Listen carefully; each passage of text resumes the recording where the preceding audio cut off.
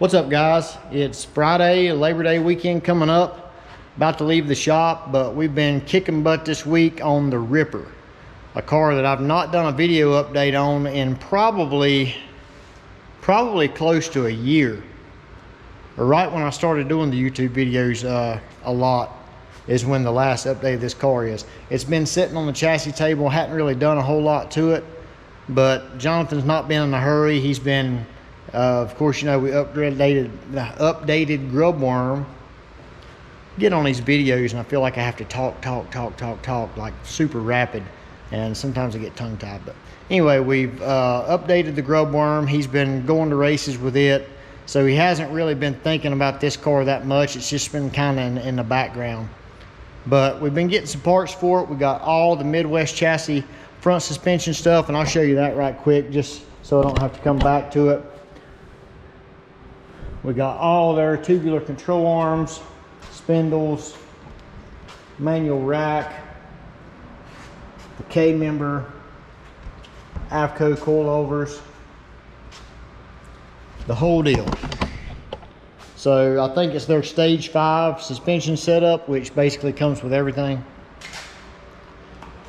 So we got all that. We've had all that for probably the past about 4 months here on a pallet.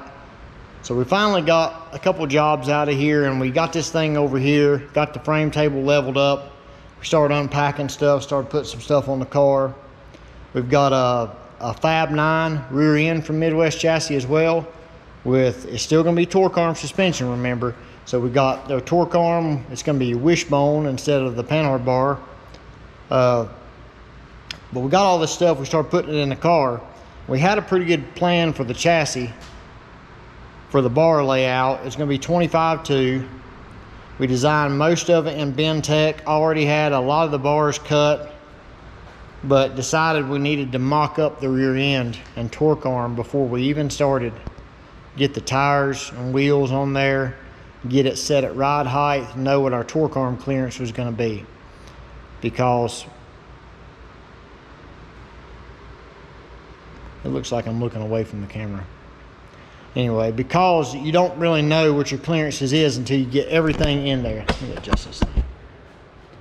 So we mocked everything up, and sure enough, the lower cross member, which normally would go inside the car, but we was going to do it below because it wasn't going to work out inside the car the way we wanted it to. It wouldn't clear. So trash that bar.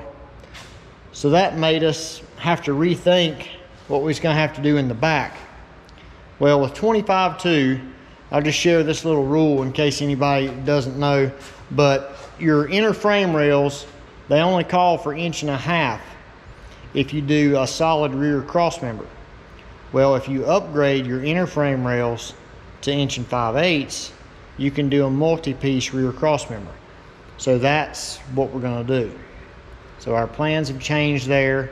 We changed a couple bars, and just a matter of fact, 2 bars that I've bent up for the Demon Performance Jeep over there, another end of the shop, that I bent the wrong angle. 2 of the front bars, they worked perfectly for this car. Didn't even have to rebend them or anything. They were the perfect length. I just had to trim the leg length off of the bend part in the front, so it worked out. Don't ever throw away your scrap, because you never know what's already made for you just sitting in the scrap bin. So let's go over this thing and just see what we did here.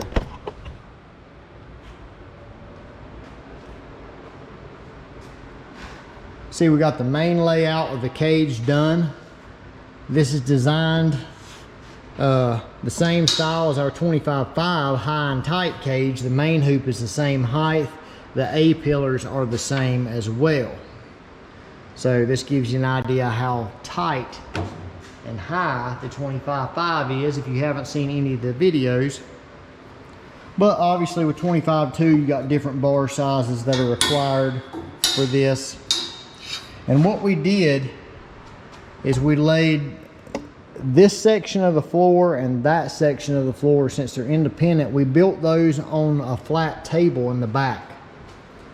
And we basically just tacked everything together where we could put it in the car, put it on jack stands, get it level, get it in position. We put a straight edge across the back to get it square with the car.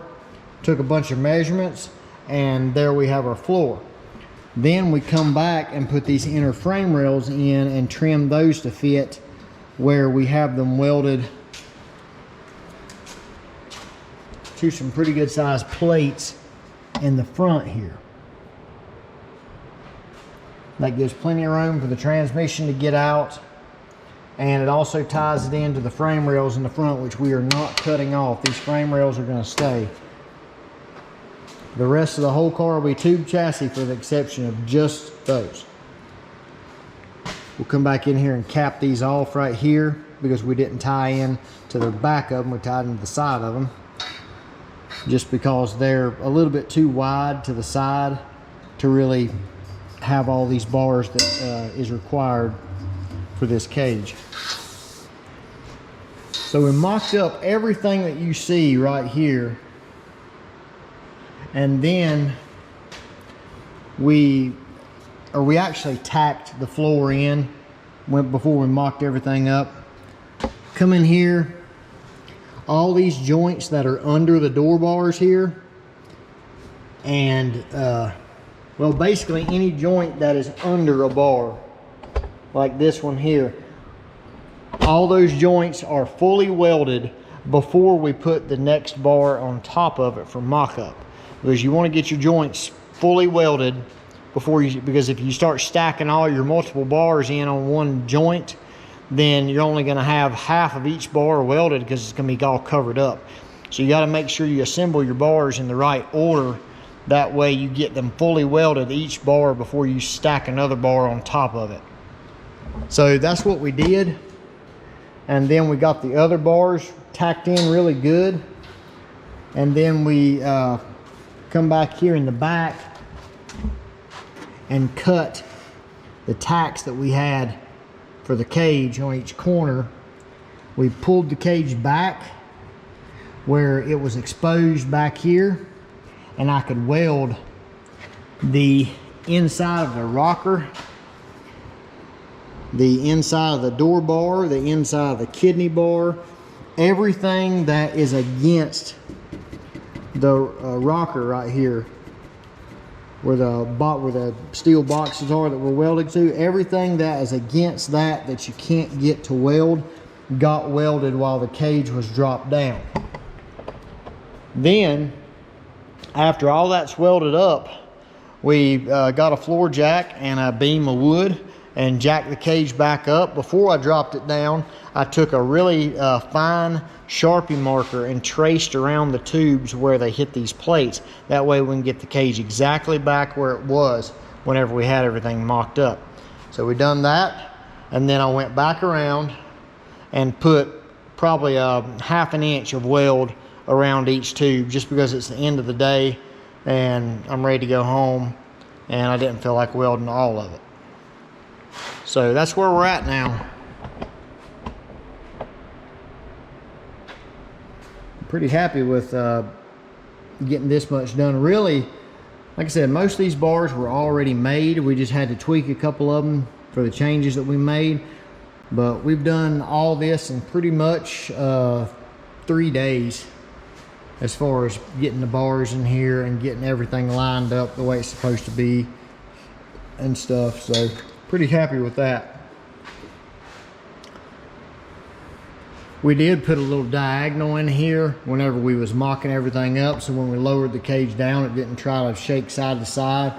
We also clamped a big piece of square tube across these two sections where they wouldn't try to independently go back and forth.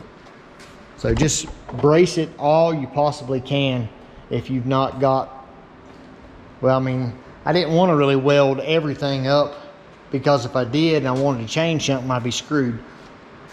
So we just put heavy tacks on everything, but tacks move a little bit. So you got to make sure you got it braced where when you drop it down, it's not going to move everything that you did.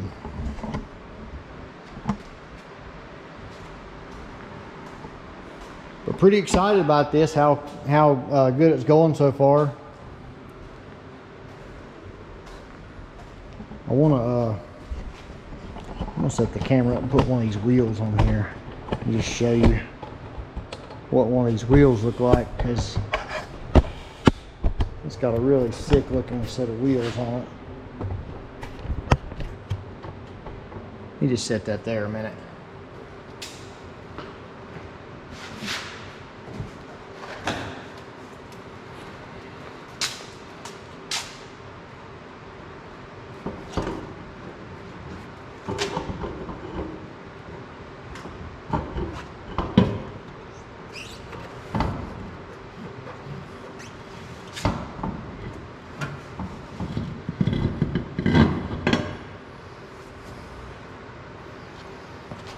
There we go.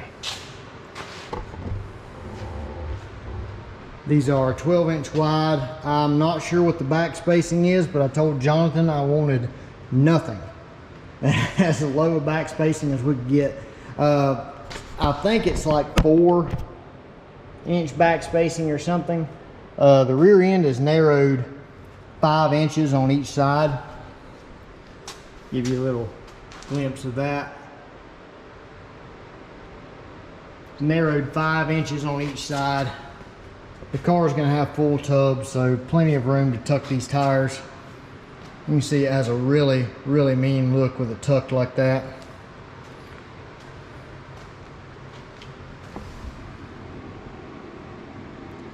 Yeah, Sander racing wheels. That's about it. That's your update on the Ripper. Probably next time I update, this thing will have driver enclosure. It'll have the bars going to the back. Probably the X brace in the middle with a torque arm mount. Who knows what all will get done. We got to do the Midwest chassis firewall on it. Obviously, probably all this stuff is going to go, like every bit of it, all the way up to about here on both sides. This car's got to be featherweight. We've got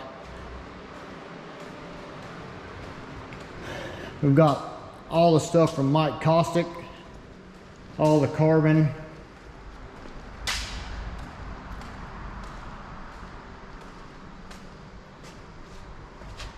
fiber front end. We've got the doors, the front splitter, the hatch. Pretty much everything sitting there for the car. So we're trying to get this thing as light as possible, because the combo that Jonathan is putting together for this thing, engine wise, there's no telling how much power this thing will make. We might be in the 2,500 plus horsepower range for what he's talking about going with. So